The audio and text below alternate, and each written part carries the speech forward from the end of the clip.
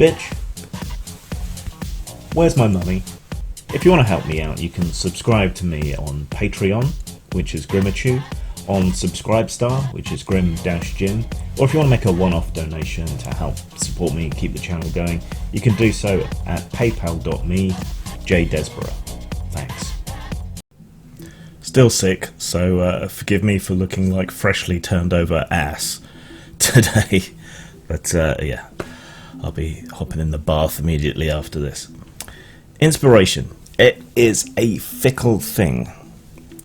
I am fortunate in that I don't have any shortage of ideas, whether it be for stories or for games or for game sessions or whatever else, and I can find ready inspiration quite easily, but a lot of people struggle with it. You know, I have more ideas than I know what to do with. I started taking them down rather than just relying on my memory, and the list of stuff I've got to do is absurd. Now, more stuff than I could ever get round to, but gonna give it a try. One of the places that I get some really good ideas, that I get really enthusiastic about, is when I see something that I think is done badly, and my thought about why that's been done badly, why it doesn't work, then inspires me to go on and make something good out of it, to spin straw into gold, or shit into gold in this case. Some of the best horror game sessions that I've ever run for tabletop have come from really, really bad B-movies or really, really, really bad horror novels. Somehow in the translation from one form to another, and I guess my input if I'm unmodest, somehow that becomes really good for a role-playing session, even though it wasn't that good in terms of being a film or a book or even a game, or whatever the case might be. Something in the translation changes it, something in the interaction changes it, and it becomes good. So when I saw this anime series called Magmell, it's not good. The animation's a little off. It seems a bit rah rah rah, China is the best because it's Chinese anime.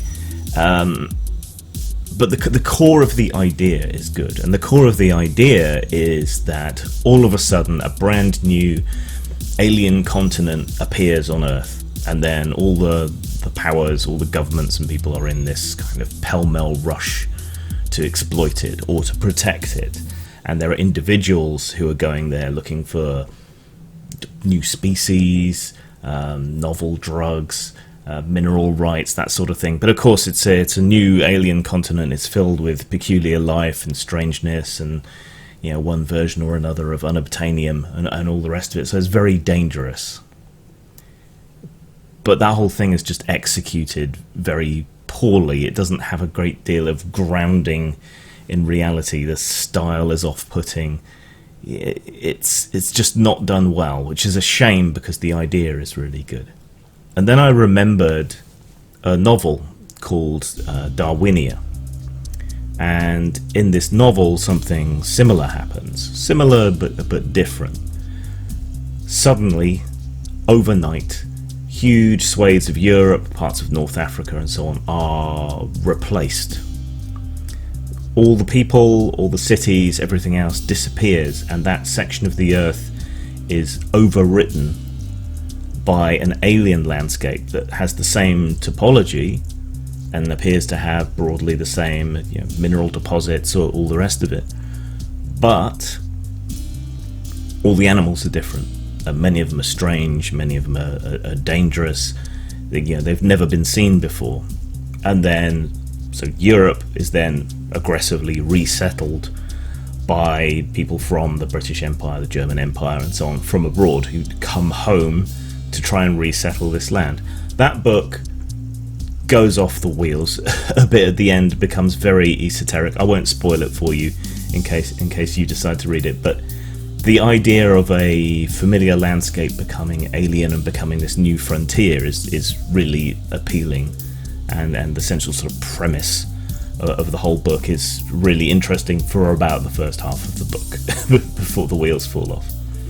So both of these things tackle the idea of a new continent, a new world suddenly appearing on Earth, which is a different way of going about things from how we would normally tell a story like this, which is travelling to an alien world or to a parallel dimension or something like that. And that's very interesting, because we know what societies do, we know what people do when opportunities like this arise. We just need to look at our own history and we can see that very, very easily, very, very quickly.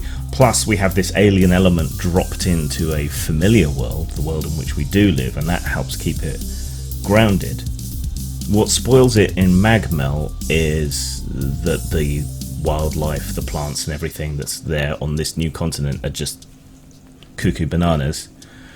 In Darwinia, they make a lot more sense, they feel a lot more grounded. But then this third element came to me, which is Dougal Dixon's Life After Man.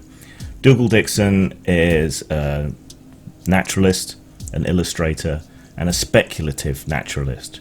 So he thinks about how evolution might shift and change. His book, Life After Man, has been a very formative influence on my life. I even wrote to the guy to thank him, and he wrote me back.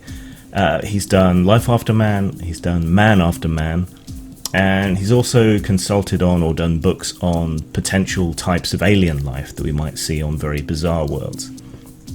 Now, his work is very grounded in what we already know about evolutionary biology. We don't know how things are necessarily going to evolve, except in the broadest of strokes, to fit their environment. But everything that he does has this sense of reality and of place within biology, within the natural world as we see it, as we understand it, as we know it. So if I were to somehow find the time to create a setting based on this set of ideas, it would have the naturalism of Dougal Dixon and of Darwinia, and this idea of this new land. I don't think I would overwrite, as happens in Darwinia, but would create this new continent. And stories just present themselves immediately if you do that. The rush for resources, what effect would this have on global warming? You have to consider what the effect of this new continent appearing would be, probably in the middle of the Pacific. What would its environment be like? How would it change the ocean currents? Does it displace water or does it replace water when it appears? That sudden shift in weight on the Earth's surface, you're going to have earthquakes, you're going to have volcanoes, you're going to have tsunamis, even if it's not just dropped in. Ocean levels probably change to 1 degree or another. It would be a catastrophic event, but it would also be an enormous opportunity. And would humans be able to preserve this new continent as they have tried to preserve the Arctic and the Antarctic? Or would they rush in and try to exploit it as quickly as possible? Would it give us a new lease of life on our problems around climate change? Would it create new issues? What would happen with the life from that new continent? Would it spread and become invasive? Would it be better, stronger than our existing life? Does it have megafauna? What happens? There's all kinds of really interesting questions that you can explore through this medium, this idea of this new land abruptly appearing. It's something you could do in fantasy worlds as well, if you have an established fantasy world.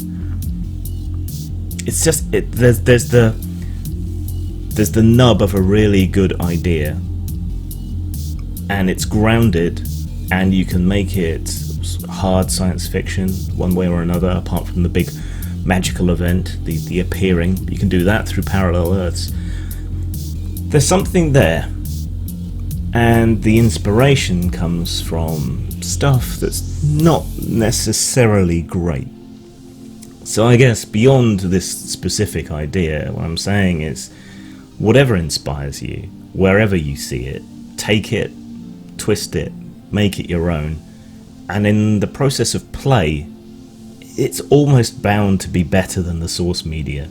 And the more obscure and shit the source media happens to be, the less people are going to figure out where you cribbed the idea from.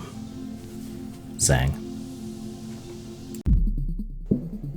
Machinations of the Space Princess is an old-school RPG with a sci-fi setting. The rules are familiar and at once innovative. Opened up so you can play literally any alien species you can envision. Purchase it at RPG Now or Lulu.com.